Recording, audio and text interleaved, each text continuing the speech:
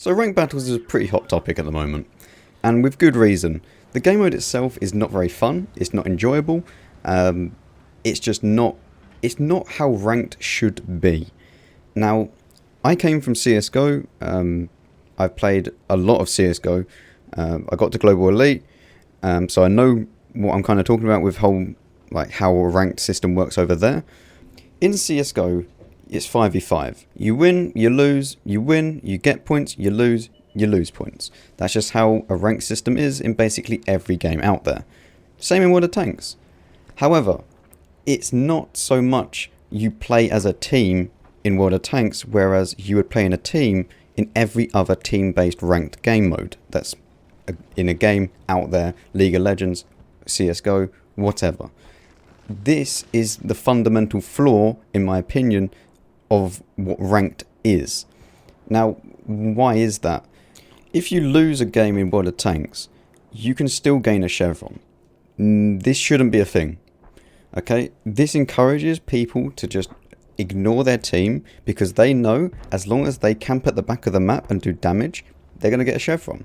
They just have to survive. All they have to do is play their role, which I'll get onto in a second because that entire thing is just bullshit in my opinion. But all they have to really do is just stay alive, do damage, and then die last. And as long as they've done that and got a kill or two, they gain a chevron.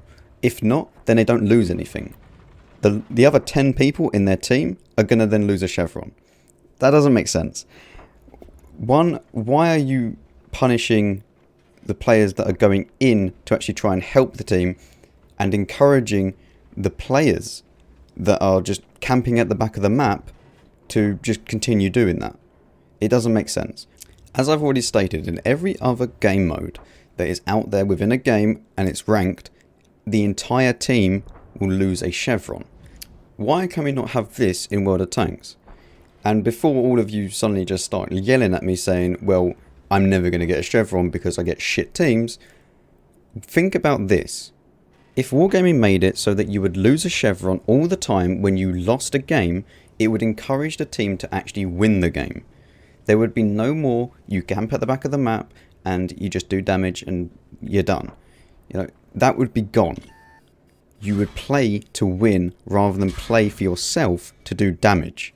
Now, I'm not saying on the flip side that we make everyone who's on the winning team get a chevron because that would be kind of stupid.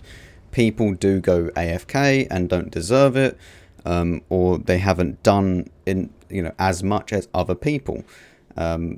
So I still agree that the bottom 5 should not get a chevron because that removes the whole kind of AFKers from the game and the bots that just want to try and just keep playing and playing and playing and playing and playing for ages. It wouldn't make sense if we'd done that. So the bottom 5, yes, I agree, we should not get any chevrons, and the top 10 will get chevrons. Okay, so that's the chevrons I talked about. I want to talk about the tanks quickly.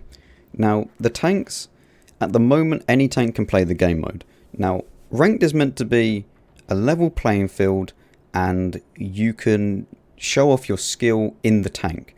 Now, that doesn't work when you have, let's not mix words here, overpowered tanks like a Chieftain and a 279E, although honestly, the 279E is not that bad because as soon as you fire heat at it, it just turns into paper if you know where to aim at it. But if you come across a hold down Chieftain, there's not a lot you can do apart from hit a very, very tiny cupola. The problem with that is, if you're in, say, a 277, an IS7, something like that, just a tech tree equivalent, they're just flat out better than you.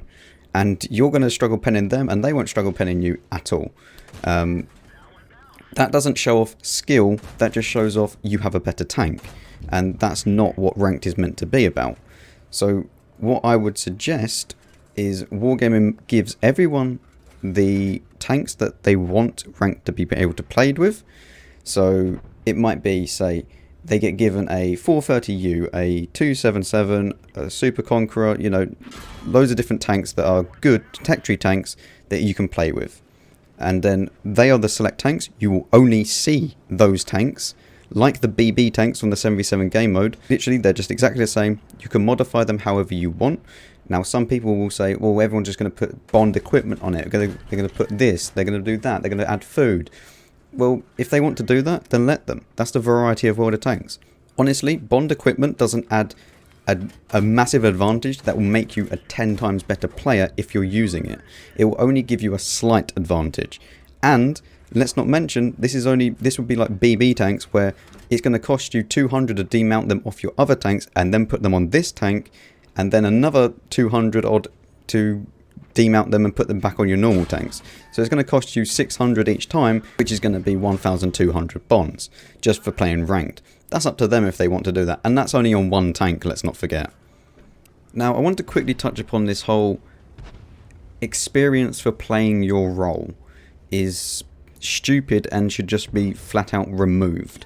The problem being that for heavy tanks, this is a direct buff. Heavy tanks, you get extra XP for blocking stuff and for taking damage, which means that you could basically just go and YOLO yourself into the enemy team.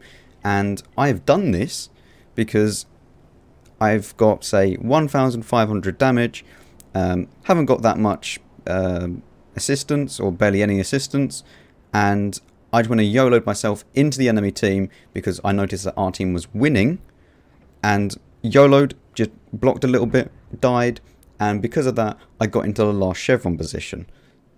So I gained a chevron just by YOLOing and dying. How is that a skillful player? Like, it doesn't make sense. Just remove it. You have an okay working XP system.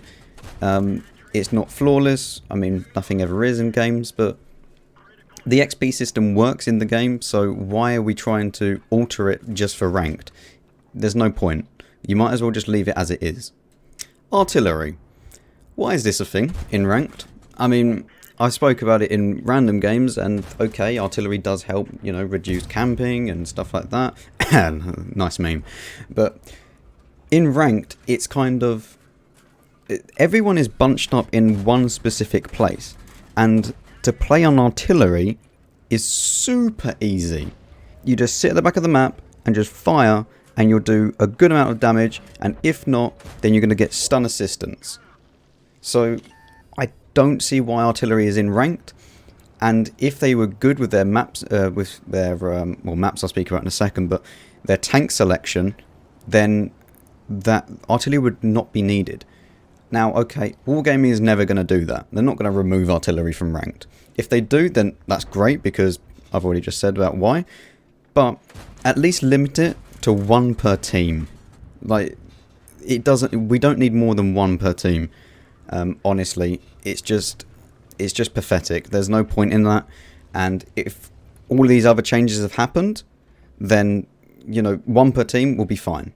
I don't really see the problem with that.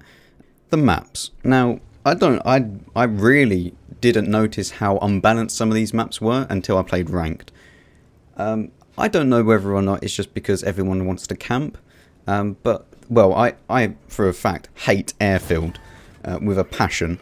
That map needs to be just removed from the game entirely. You get 3 choke points and you can't push any of them. So some of these maps just need to be removed. Mountain Pass, Malinovka and Airfield are 3 of the worst maps in my opinion. If you have worse maps, let me know. But those 3 maps are quite bad, in particular because you can't really do anything. Especially on Mountain Pass, everyone kind of just very static. No one really wants to push, they can't really do anything. So yeah, maybe with these changes, so the team actually wants to win, then it would play more like random battles rather than ranked, where everyone just camps. So who knows? Maybe. So if these other changes went through, then maybe these maps would work, so we would just have to see.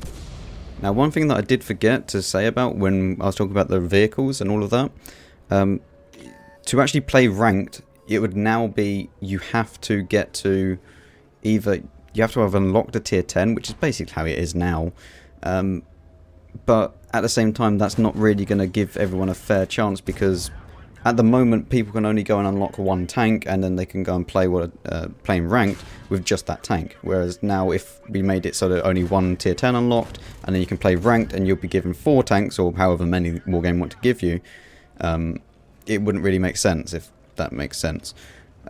So the only other way is to make it a certain amount of battles before you can actually play ranked, and have unlocked at least 1 tier 10. That would then stop people that are just starting the game just from going straight into ranked, because it's relatively easy to get a tier 10 now, especially with the amount of blueprints that are available. So honestly, I would put it at an amount of battles played and then just see how that works. You could put it at maybe 2,000 or 5,000, something like that.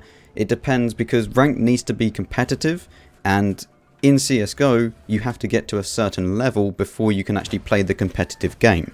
So why would it not be any different in World of Tanks? And finally, I want to...